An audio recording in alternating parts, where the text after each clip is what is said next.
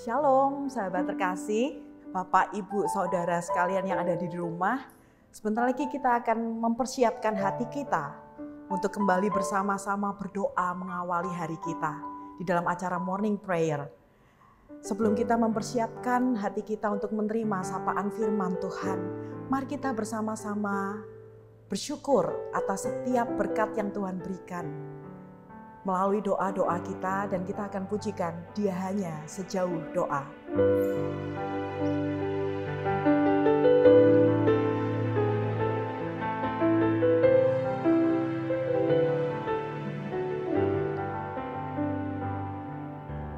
Bila kau rasa gelisah di hatimu, bila kelam kabut tak menentu hidupmu, ingat masih ada seorang penolong bagimu. Yesus tak pernah jauh darimu. Bila cobaan menggodai hatimu, bila sengsara menimpa keadaanmu, ingat Yesus takkan pernah jauh darimu. Dia selalu pedulikan kamu. Kita berseru hanya bagi Tuhan. Memanggil namanya, berdoa, Dia gegap menghampiri dirimu. Percaya, Dia tak jauh darimu. Dia hanya sejauh doa. Jika kau rasa gelisah di hatimu, carilah Tuhan. Bila kau rasa gelisah di hatimu, bila kelam kabut tak menentu hidupmu, ingat masih ada seorang penolong bagimu. Yesus tak pernah jauh darimu. Berseru, berseru, memanggil namanya, berdoa, Dia akan segera menghampiri dirimu.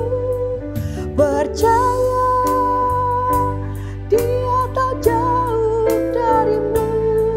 Dia hanya sejauh doa. Berseru, berseru, memanggil namanya, berdoa, Dia akan segera menghampiri dirimu. Percaya, Dia tak jauh darimu. Dia hanya sejauh doa. Dia hanya sejauh doa. Dia hanya sejauh doa.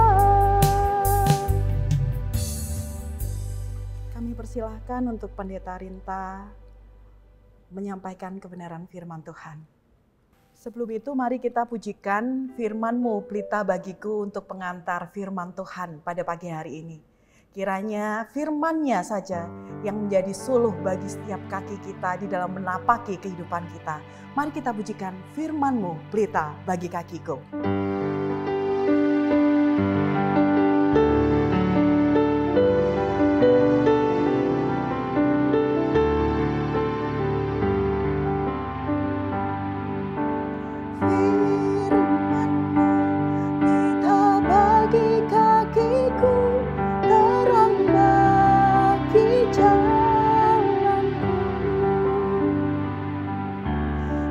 Firman-Mu, pelita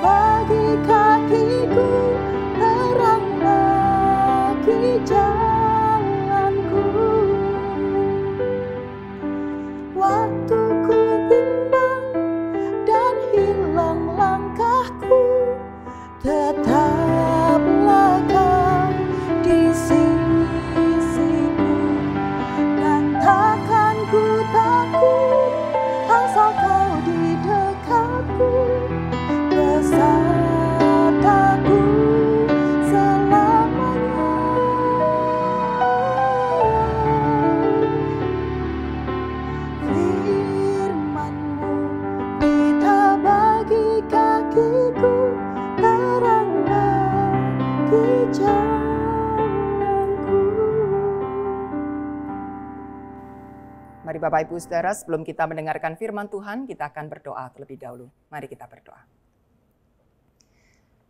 Kami menyerahkan ya Bapa untuk saat pemberitaan firman Tuhan ini, supaya Engkau sendiri yang menuntun kami untuk membaca, memahami, mengerti akan setiap bagian firman Tuhan, sehingga hidup kami pun boleh dimenangkan oleh kebenaran firman Tuhan, dan kami dikuatkan di dalam menapaki langkah-langkah perjuangan hidup kami di hari-hari yang akan datang.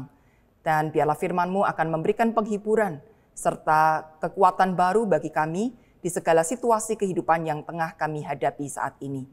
Berfirmanlah kepada kami ya Bapa, tolonglah kami mendengarkan dan memahaminya, serta mampukan kami untuk mengerjakannya di dalam kehidupan kami hari demi hari. Hanya di dalam nama Tuhan Yesus Kristus kami berdoa. Amin. Saudara, bacaan kita hari ini terambil dari Filipi pasal 4 ayat 6 sampai 9. Filipi pasal 4 ayat 6 sampai 9 saya akan bacakan demikian. Janganlah hendaknya kamu khawatir tentang apapun juga, tetapi nyatakanlah dalam segala hal keinginanmu kepada Allah dalam doa dan permohonan dengan ucapan syukur. Damai sejahtera Allah yang melampaui segala akal akan memelihara hati dan pikiranmu dalam Kristus Yesus. Jadi akhirnya saudara-saudara, semua yang benar, semua yang mulia, semua yang adil, semua yang suci, semua yang manis, semua yang sedap didengar, semua yang disebut kebajikan dan patut dipuji, pikirkanlah semuanya itu. Dan apa yang telah kamu pelajari dan apa yang telah kamu terima, dan apa yang telah kamu dengar dan apa yang telah kamu lihat padaku, lakukanlah itu. Maka Allah sumber damai sejahtera akan menyertai kamu. Amin. Nah saudara, tentu di dalam kehidupan kita sehari-hari ada hal-hal rutin yang kita lakukan. Nah pernahkah kita bertanya pada diri kita sendiri, kenapa sih saya mengerjakan hal-hal itu? Misalnya ketika kita bekerja itu kan rutin ya, tiap hari kita bekerja. Pernahkah kita bertanya, mengapa sih saya bekerja? Atau kita yang sudah berumah tangga dan hidup pernikahan itu kita jalani hari demi hari, bulan demi bulan, tahun demi tahun, lalu kita bertanya, kenapa sih saya berumah tangga? Nah mungkin Bapak Ibu Saudara balik bertanya, mengapa saya harus bertanya mengapa? Apakah pertanyaan itu penting? Ya, kenapa harus dipertanyakan? Toh kalau memang itu rutin dan alamiah, secara alamiah memang itu harus kita lakukan, ya kenapa mesti dipertanyakan lagi? Nah saudara, ketika kita tidak pernah mempertanyakan ulang, atau setidaknya kita betul-betul paham kenapa saya mengerjakan hal-hal yang rutin tersebut, kita bisa terjebak pada kejenuhan. Namanya rutin itu kan sangat-sangat biasa. Setiap hari, setiap saat kita menemui hal yang sama. Dan kalau kita tidak mengerti alasan terdalam kenapa saya melakukan itu, seringkali kita terjebak pada kejenuhan. Dan ketika kita sudah jenuh, bosan, kita tidak lagi antusias untuk mengerjakannya. Beda kalau kita melakukan sesuatu itu kadangkala, misalnya liburan. Liburan kan tidak tiap hari ya. Jadi setiap kali kita liburan pasti kita punya antusias yang baru. Wah, sekarang mau ke Jakarta. Wah, sekarang mau ke Surabaya. Wah, sekarang mau ke Papua. Wah, sekarang mau ke Medan. Itu pasti antusiasnya baru terus, saudara. Karena itu cuma kadangkala kita lakukan dan kita perginya pun ke tempat yang berbeda. Tetapi bekerja, saudara, itu hal yang sangat rutin.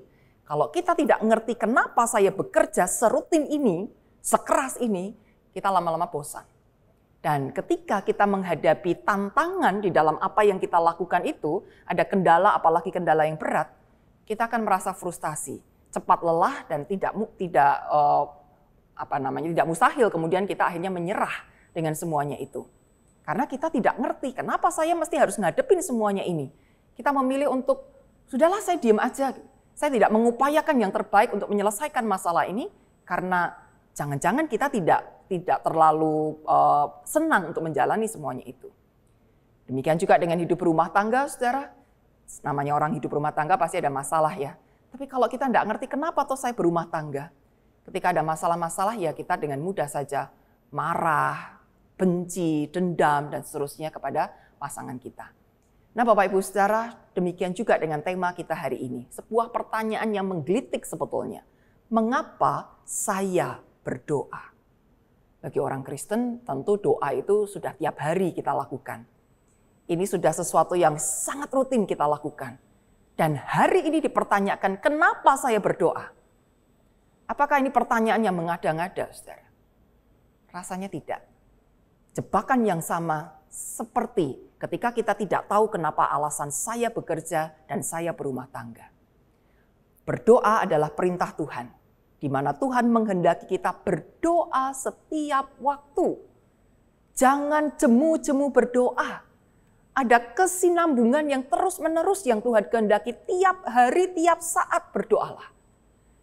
Karena ini rutin, kita bisa saja terjebak pada itu perintah. Namanya perintah kalau bisa dilanggar ya. Kenapa perintah mesti dituruti? Namanya perintah itu kalau bisa dilanggar. Ya apa ya? Dan ketika kita jenuh untuk berdoa, kita akan terus cari-cari alasan untuk melanggar perintah tersebut. Bahkan ketika kita merasa doa itu tidak lagi ada maknanya, doa itu tidak lagi membuat hati saya bergetar, maka dengan mudah kita memutuskan untuk berhenti berdoa.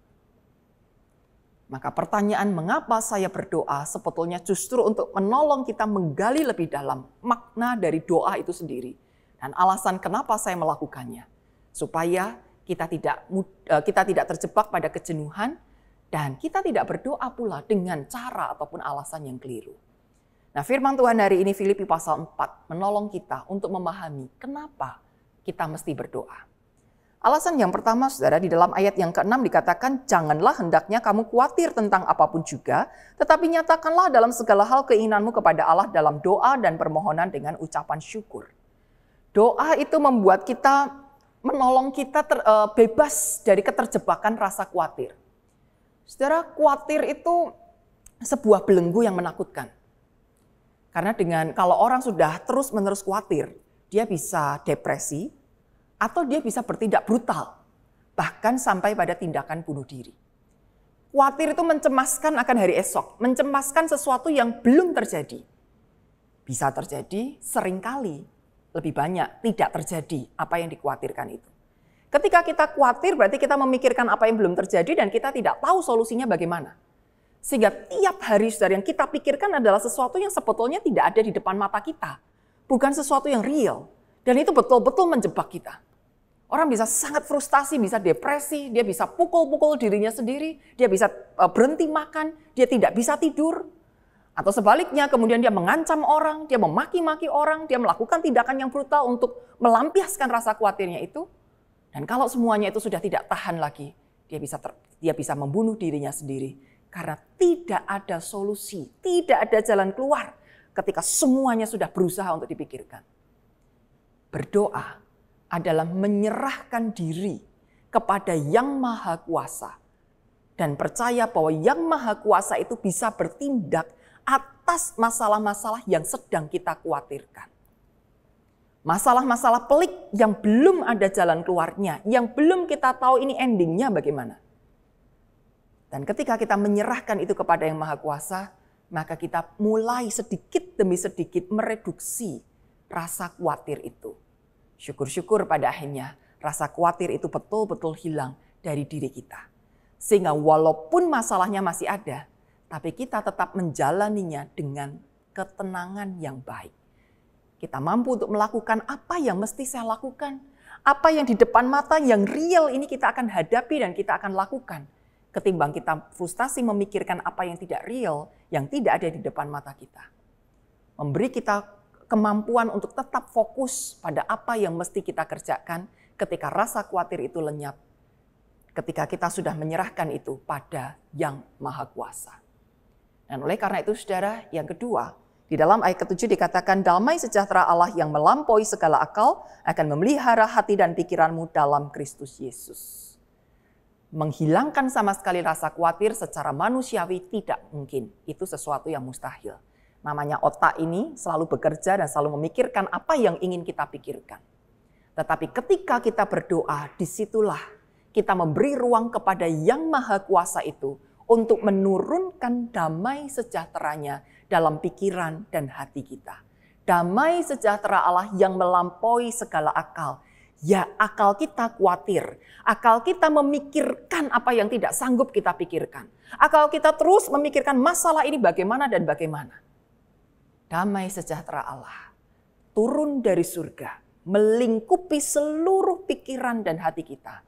Sehingga rasa khawatir itu lenyap ketenangan itu hadir dalam kehidupan kita, memampukan kita untuk tetap melangkah maju dengan kepala yang tegak. Dan ketika damai sejahtera Allah itu sudah menguasai kehidupan kita, maka yang ketiga, kita mampu berpikir yang positif. Ayat 8 dikatakan, akhirnya saudara-saudara, semua yang benar, yang mulia, yang adil, yang suci, yang manis, yang sedap didengar, yang disebut kebajikan dan patut dipuji, pikirkanlah semuanya itu. Kekhawatiran itu seperti magnet. Walaupun sudah diusir, tapi datangnya itu bisa cepat lagi. Kayak ada sesuatu yang mudah untuk menarik kembali lagi masuk dalam pikiran kita. Jadi kekhawatiran itu harus dilawan, saudara. Tidak bisa dibiarkan masuk begitu saja. Melawannya dengan apa? Dengan memikirkan yang positif. Namanya otak manusia ini tidak bisa kosong, saudara. Bahaya malah kalau kosong. Jadi ketika otak kita ini berisi, saudara, berpikir, maka pilihannya cuma dua. Yang dipikirkan yang negatif, atau yang positif. Kalau kita membiarkan yang negatif-negatif itu, kekhawatiran-kekhawatiran, ketakutan kita itu terus masuk pikiran kita tidak akan sempat untuk memikirkan yang positif. Dan akhirnya rasa tenang, damai sejahtera itu pun bisa hilang dari diri kita karena kita terus memasukkan yang negatif. Tapi ketika damai sejahtera Allah sudah menguasai hidup kita, mari kita isi pikiran kita yang baru ini dengan hal-hal yang positif. Yang manis, yang baik, yang sedap didengar, yang patut dipuji, yang disebut kebajikan, dan seterusnya. Pikirkanlah dengan sengaja. Jadi tidak dengan otomatis. Kekhawatiran muncul otomatis memang. Tapi yang positif itu tidak otomatis bisa masuk dalam pikiran kita. Maka pikirkanlah. Dengan sengaja pikirkan semuanya itu. Apa yang kita pikirkan? Kita memikirkan yang baik, yang mulia. Kita pikirkan berkat-berkat Tuhan yang ada dalam kehidupan kita. Kita pikirkan bentuk-bentuk pertolongan yang sudah terjadi di masa yang lampau. Kita bangkitkan lagi kenangan-kenangan yang baik itu. Kita lihat sekeliling kita. Apa yang bisa kita lakukan untuk orang-orang sekitar kita, untuk alam lingkungan kita, untuk tanaman, untuk hewan yang ada di sekitar kita. Apa yang bisa saya lakukan? Yang disebut kebajikan. Apa yang patut didengar? Firman Tuhan didengarkan, saudara. Jangan gosip-gosip yang didengarkan. Jangan berita-berita hoax yang didengarkan. Yaitu nambah khawatir lagi. Pikirkan apa yang memang patut untuk kita dengar. Masukkan itu dalam pikiran kita, saudara. Ketika semuanya ini terjadi dalam kehidupan kita, maka kita akan dapat melewati tahapan-tahapan kehidupan kita, problem demi problem, dengan hati yang kuat. Dan disitulah alasan mengapa kita berdoa.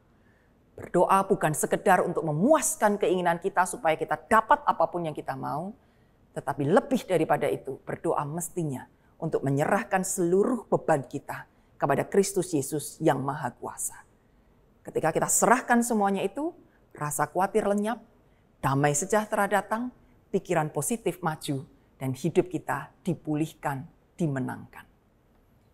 Apakah kita bersedia, saudara, menjalani kehidupan ini dengan langkah yang tegap, dengan hati yang murni, dengan pikiran yang tulus untuk tetap tertuju kepada Allah kita dan untuk melakukan hal-hal yang diperkenan oleh Tuhan. Kalau itu menjadi kerinduan kita, teruslah berdoa. Jangan pernah mencari-cari alasan untuk berhenti berdoa, tapi terus temukan alasan yang terbaik mengapa saya berdoa. Karena hanya doa itulah yang dapat menjawab seluruh pergumulan hidup kita dan yang dapat terus memantapkan langkah kita menuju hari esok yang penuh harapan. Kiranya Tuhan memberkati dan memampukan kita untuk selalu setia berdoa. Mari kita berdoa. Bapa kami di surga, kami menyadari akan kelemahan dan keterbatasan kami. Betapapun kami tidak ingin khawatir, tapi kekhawatiran itu terus saja mendatangi kami, menghantui hidup kami. Tapi kami tidak mau terjebak dengan semuanya itu. Hidup kami adalah milik Kristus. Kami mau hidup seperti yang Kristus teladankan.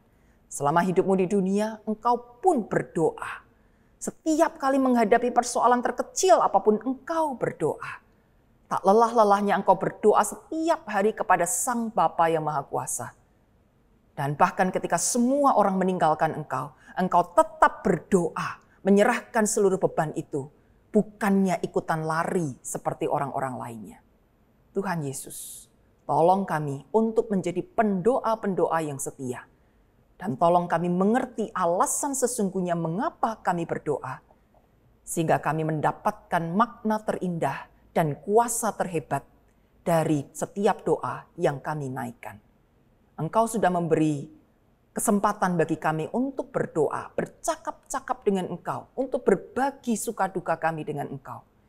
Biarlah kami gunakan jalan yang Engkau sudah sediakan ini dengan sebaik-baiknya. Terima kasih untuk kasih setiamu bagi kami yang memberi kami kesempatan berdialog dengan Allah yang Maha Kuasa. Tidak ada lagi batasan, tidak ada lagi hambatan, kapanpun, dimanapun kami boleh datang kepada Tuhan.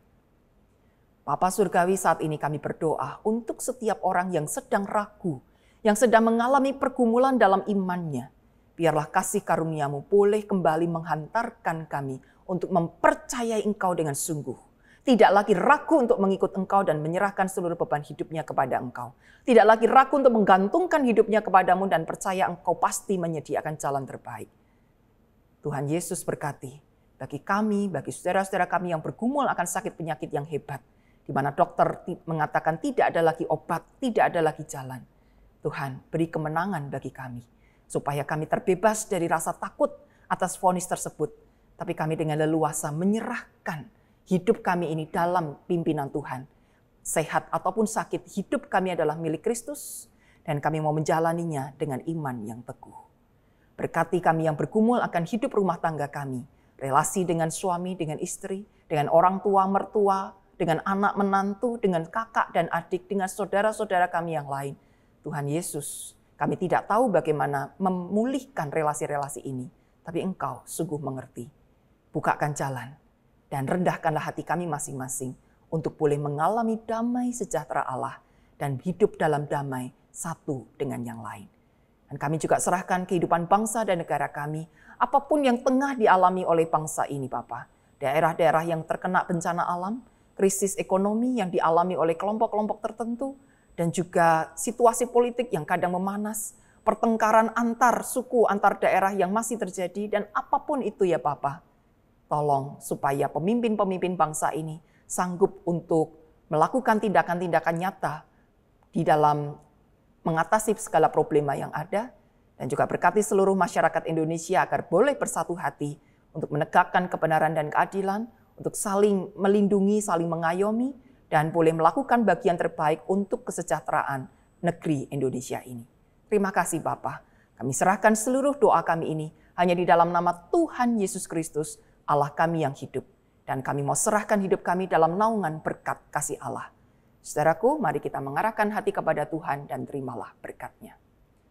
Kasih karunia dan damai sejahtera dari Allah Bapa dan dari Tuhan Yesus Kristus, persekutuan dengan Roh Kudus, menyertai, memberkati, melindungi perjalanan hidupmu sekarang sampai selama-lamanya. Amin. Marilah kita menjalani hidup kita untuk menyerahkan diri kita sepenuhnya hanya ke dalam tangan kuasa Allah. Biarlah damai sejahtera Allah yang senantiasa memimpin kita. Bapa, terima kasih.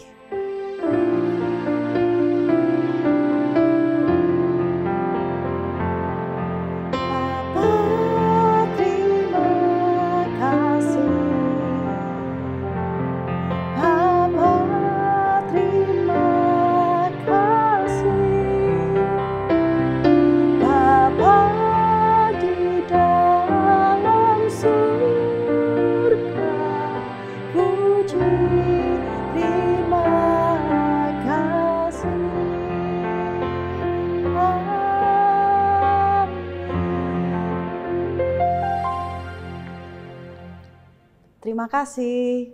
Tuhan Yesus memberkati.